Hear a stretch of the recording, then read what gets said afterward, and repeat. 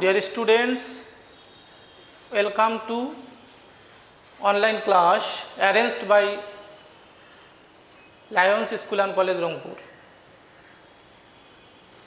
In our last classes, we discussed about pronoun reference and gap filling activities with suitable phrase or words. I hope you all continuously practice those items repeatedly and you all stay safe and well. Today I am going to discuss about narration or speech. I hope you all have idea about narration and you all practice this item in your previous classes. So while I am going to discuss this item, I hope it will be very clear to you if you give attention and try to understand attentively. For your better understanding, I want to deliver my topic both in Bengali and English. আজকে আমরা narration সম্পর্কে আলোচনা করব। ন্যারেশনের আরেক নাম হচ্ছে speech. তো narration আর speech বলতে বোঝায় কোনো বক্তব্য। তো এই বক্তব্যটা আমরা যখন বক্তব্য দেই বা কিছু বলি, এটা দুইভাবে বলা হয়। একটা হচ্ছে ডিরেক্টলি কখনো বলা হয়, সেটা হচ্ছে যে কোনো বক্তার বক্তব্যকে যখন হুবহু তার মতো করে বলা হয়, সেটা হচ্ছে ডিরেক্ট। এবং তোমাদেরকে অবশ্যই মাথায় রাখতে হবে যে ডিরেক্ট ন্যারেশনে বক্তার বক্তব্যটি ইনভার্টেড কমার মধ্যে থাকবে এবং সেটাকে বলা হবে রিপোর্টেড স্পিচ। আর ইনডাইরেক্ট ন্যারেশনে একজনের বক্তব্যকে ন্যারেটর বা স্পিকার যখন বলবে, সে নিজের ভাষায় নিজের মতো করে বলে, তখন সেটা হয়ে যায় ইনডাইরেক্ট। তো আমরা এখানে একটা সেন্টেন্স লিখেছি, একটু ফলো করো। The man said to me I am helpless. এখানে আই অ্যাম হেল্পলেস ইনভার্টেড কমার মধ্যে আছে এবং আমরা পূর্বেই বলেছি যে ইনভার্টেড কমার মধ্যে কোনো স্পিচ থাকলে সেটা হবে ডাইরেক্ট। তো এই ডাইরেক্ট ন্যারেশনটা, এই সেন্টেন্সে যে বিভিন্ন পার্টগুলো আছে, আমরা একটু দেখি কোন পার্টে নাম কি এবং ন্যারেশনের ভাষায় এটাকে কি বলা হয়। First, the man. দি ম্যানকে ন্যারেশনের ভাষায় বলা হবে ন্যারেটর বা স্পিকার। নর্মালি এটা সাবজেক্ট, বা ন্যারেশনের ভাষায় হবে ন্যারেটর বা স্পিকার। সেড টু, 2 নম্বরে আমরা দিই সেড টু হচ্ছে রিপোর্টিং ভার্ব, এটাকে সংক্ষেপে আরভি বলা যায়। মিটা রিপোর্টিং ভার্বের অবজেক্ট এবং ইনভার্টেড কমার মধ্যে যে অংশটুকু আছে এটা হচ্ছে রিপোর্টেড স্পিচ, এটাকে সংক্ষেপে আর এস লেখা যাবে। তাহলে তোমরা অবশ্যই এটা বুঝছো যে এই সেন্টেন্সের মধ্যে the man narrator speaker, said to reporting verb, me হলো রিপোর্টিং ভার্বের অবজেক্ট এবং ইনভার্টেড কমার মধ্যে যে অংশটুকু আছে সেটাকে বলা হবে রিপোর্টেড স্পিচ। তাহলে আমরা দেখতেছি ন্যারেশন দুই ধরনের। দেয়ার আর 2 types of narration, direct and indirect. তো পরীক্ষায় সাধারণত ডাইরেক্ট থেকে ইনডাইরেক্টে আসে, কোনো কোনো ক্ষেত্রে ইনডাইরেক্ট থেকে ডাইরেক্টও আসে, বোর্ডে মাঝে মাঝে দেখা যায়।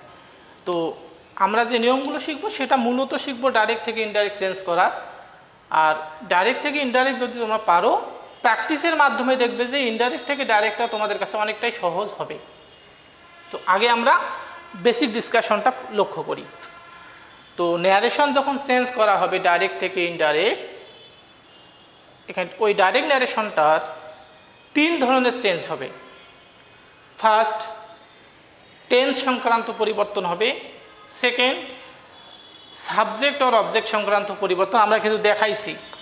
টেন্স সংক্রান্ত পরিবর্তন এটা আছে নাম্বার 1, সাবজেক্ট আর অবজেক্ট সংক্রান্ত পরিবর্তন এটা হবে নাম্বার 2। আর এক ধরনের পরিবর্তন আছে সেটা হচ্ছে কিছু ওয়ার্ড সংক্রান্ত পরিবর্তন আছে, যেটা ন্যারেশনের নিয়মের মধ্যে পড়ে যে এই ওয়ার্ডগুলো থাকলে এগুলোর এই ধরনের পরিবর্তন হবে, সেটা আমরা পরবর্তীতে দেখাচ্ছি। তাহলে আমরা টেন্স সংক্রান্ত পরিবর্তনটা একটু দেখি। টেন্স সংক্রান্ত পরিবর্তনের ক্ষেত্রে তখনই টেন্স পরিবর্তন হবে যখন রিপোর্টিং ভার্বটি পাস্ট টেন্স থাকবে। আমরা লিখেছি আরভি পাস্ট হলে, অর্থাৎ রিপোর্টিং ভার্ব যদি পাস্ট হয় তখনই রিপোর্টেড স্পিচের টেন্স পরিবর্তন হবে। আর রিপোর্টিং ভার্ব যদি কোনো কোনো ক্ষেত্রে প্রেজেন্ট বা ফিউচার টেন্সে থাকে সেক্ষেত্রে টেন্স সংক্রান্ত পরিবর্তন হবে না, অন্যান্য পরিবর্তন হবে, কিন্তু রিপোর্টিং ভার্বটি শুধুমাত্র পাস্ট হলে রিপোর্টেড স্পিচে টেন্স সংক্রান্ত পরিবর্তন হবে।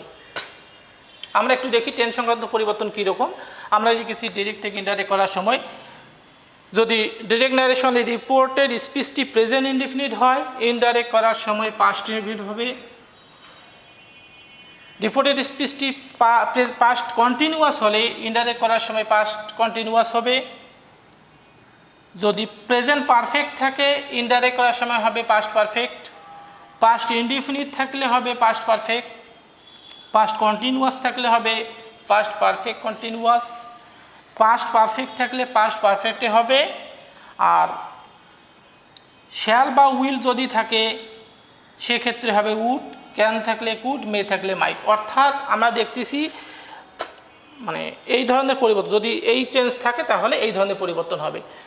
আমি আবার বলতেছি, প্রেজেন্টে যা থাকবে পাস্টের তা, অর্থাৎ প্রেজেন্ট ইনডিফিনিট থাকলে পাস্ট ইনডিফিনিট, প্রেজেন্ট কন্টিনিউয়াস থাকলে পাস্ট কন্টিনিউয়াস, প্রেজেন্ট পারফেক্ট থাকলে পাস্ট পারফেক্ট, পাস্ট ইনডিফিনিট থাকলে হবে পাস্ট পারফেক্ট, পাস্ট কন্টিনিউয়াস হলে past perfect continuous, past perfect হলে পাস্ট পারফেক্টেই থাকবে, কোনো চেঞ্জ হবে না। শ্যাল উইল থাকলে উড, ক্যান থাকলে কুড এবং মে থাকলে মাইট। এটা টেন্স সংক্রান্ত পরিবর্তন। এবারে আমরা আসি সাবজেক্ট আর অবজেক্ট সংক্রান্ত পরিবর্তন। ডিরেক্টে দেখো আমরা এখানে দেখাইছি দুইটা সেন্টেন্স আছে, কিন্তু একটা ইনভার্টেড কমার মধ্যে যেটা রিপোর্টেড স্পিচ, ইনভার্টেড কমার মধ্যে একটা আছে, আর একটা সেন্টেন্স আছে ইনভার্টেড কমার বাইরে। তাহলে আমরা এখানে বোঝার সহজে যাতে বুঝতে পারো এজন্য দুই ধরনের এটাকে দুই ক্যাটাগরিতে ভাগ করছি এই সেন্টেন্সগুলোকে। একটা ইনভার্টেড কমার ভেতরের সেন্টেন্স আর একটা ইনভার্টেড কমার বাইরের সেন্টেন্স। এখানে দেখো আমরা দেখাইছি ইনভার্টেড কমা এর ভেতরের সাবজেক্ট যদি ফার্স্ট পারসন হয়, অর্থাৎ ইনভার্টেড কমার মানে রিপোর্টেড স্পিচের ভেতরের সাবজেক্টটি যদি ফার্স্ট পারসন হয় তাহলে সেটা বাইরের সাবজেক্টকে ফলো করবে। যেমন এখানে আই ফলো করো, রিপোর্টেড স্পিচের ইনভার্টেড কমার ভেতরের এই সাবজেক্টটা আই ফার্স্ট পারসন, তাহলে ফার্স্ট পারসন হলে এটা বাইরের সাবজেক্টকে ফলো করবে। ক্লিয়ার? 2 নম্বরে দেখো ইনভার্টেড কমা এর ভেতরের সাবজেক্ট যদি সেকেন্ড পারসন হয় সেক্ষেত্রে বাইরের অবজেক্টকে ফলো করবে। অর্থাৎ এই আই এর জায়গায় যদি ইউ হতো তাহলে ইউটা মিকে ফলো করতো। আবার দেখো ইনভার্টেড কমা অর্থাৎ রিপোর্টেড স্পিচের সাবজেক্টটি যদি সেকেন্ড পারসন হয় সেক্ষেত্রে বাইরের অবজেক্টকে ফলো করবে। যেমন এখানে ইউ থাকলে মিকে ফলো করবে। 3 নম্বর ইনভার্টেড কমা এর ভেতরের সাবজেক্ট যদি থার্ড পারসন হয় তাহলে নো চেঞ্জ, কোনো ধরনের পরিবর্তন হবে না। যেমন এখানে যদি আই এর পরিবর্তে হি থাকতো তাহলে হি এ থেকে যেত, কোনোরূপ পরিবর্তন হতো না। ডিয়ার স্টুডেন্টস, তাহলে আমরা দেখলাম যে ডাইরেক্ট থেকে ইনডাইরেক্ট করার সময় টেন্স সংক্রান্ত পরিবর্তন কিভাবে হবে। এক্ষেত্রে মাথায় রাখতে হবে রিপোর্টিং ভার্বটি শুধুমাত্র পাস্ট হলে টেন্স পরিবর্তন হবে, কিন্তু সাবজেক্ট অবজেক্টের পরিবর্তন সর্বদা হবে। ডাইরেক্ট থেকে ইনডাইরেক্ট করতে গেলে যত ধরনের সাবজেক্ট বা অবজেক্ট থাকবে এটা পরিবর্তন হবে অবভিয়াসলি অ্যাকর্ডিং টু রুল, নিয়ম অনুযায়ী। এই বিষয়গুলো একটু মাথায় রাখতে হবে। এগুলো কিন্তু ন্যারেশন করতে গেলে এগুলো বেসিক ডিসকাশন। এই ডিসকাশন থেকে তোমরা যে তথ্যগুলো পাচ্ছ এগুলো these are very much important and you must remember that. এগুলো অবশ্যই মাথায় রাখতে হবে। এরপরে আমরা কিছু ওয়ার্ড সংক্রান্ত পরিবর্তনগুলো দেখাচ্ছি, একটু মনোযোগ দিয়ে ফলো করো।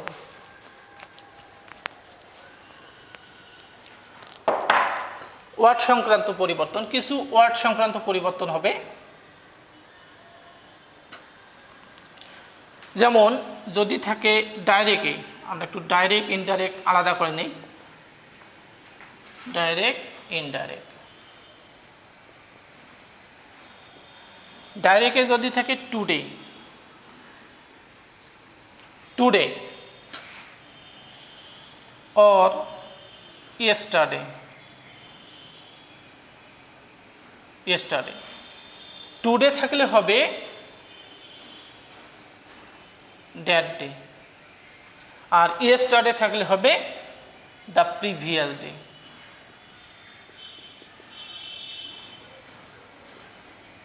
ফলো করো, যদি টুডে থাকে, টুডে থাকলে হবে দ্যাট ডে, ইয়েস্টারডে থাকলে হবে দি প্রিভিয়াস ডে। এরপরে দেখো যদি থাকে টুমোরো, টুমোরো, টুমোরো থাকলে হবে ইনডাইরেক্ট করার সময় হবে the next day, next day, অথবা দি ফলোয়িং ডেও দেওয়া যাবে। টুডে থাকলে দি দ্যাট ডে, ইয়েস্টারডে থাকলে দি প্রিভিয়াস ডে, টুমোরো থাকলে দি নেক্সট ডে বা দি ফলোয়িং ডে। এরপরে দেখো দিস অথবা নাও, দিস থাকলে হবে দ্যাট, নাও থাকলে হবে দেন। যদি দিস থাকে দিসের পরিবর্তে এখানে ইনডাইরেক্টলি হবে দ্যাট, নাও থাকলে হবে, নাও থাকলে দেন হবে।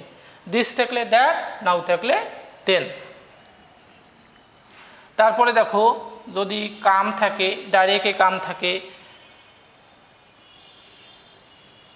হেয়ার থাকে, তাহলে কাম থাকলে হয় গো, হেয়ার থাকলে হবে দেয়ার। কাম থাকলে গো, হেয়ার থাকলে দেয়ার।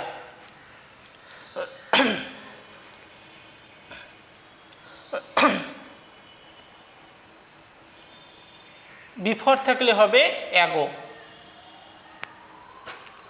কাম থাকলে গো, হেয়ার থাকলে দেয়ার, বিফোর থাকলে অ্যাগো। যদি থাকে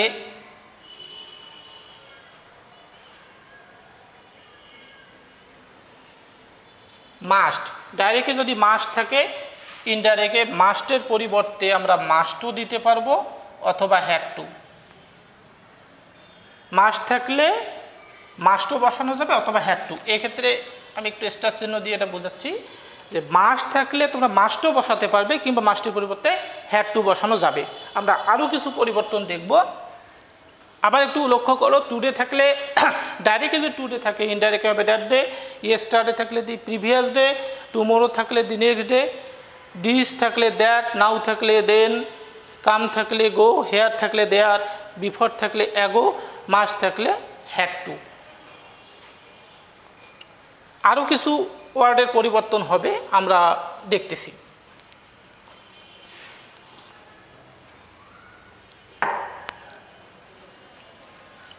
এখানে ডাইরেক্টে যদি ইয়েস থাকে অথবা নো থাকে, ডাইরেক্টে ইয়েস থাকলে ইনডাইরেক্টে হবে রিপ্লাই ইন দ্য নেগেটিভ, ডাইরেক্টে ইয়েস থাকলে ইনডাইরেক্টে হবে রিপ্লাইড ইন দি নেগেটিভ, আর sorry replied in the, yes থাকলে হবে replied in the affirmative, replied in the affirmative, আর নো থাকলে হবে রিপ্লাইড ইন দি নেগেটিভ। ডাইরেক্টে যদি ইয়েস থাকে তাহলে ইয়েসের পরিবর্তে হবে replied in the affirmative, no থাকলে রিপ্লাইড ইন দি নেগেটিভ। যদি থাকে থ্যাংক ইউ, এর পরিবর্তে ডাইরেক্ট আমরা থ্যাংক দেব, THANKED, থ্যাংক ইউ থাকলে ডাইরেক্টে যদি থ্যাংক ইউ থাকে থ্যাংক ইউ হয়ে যাবে থ্যাঙ্কড।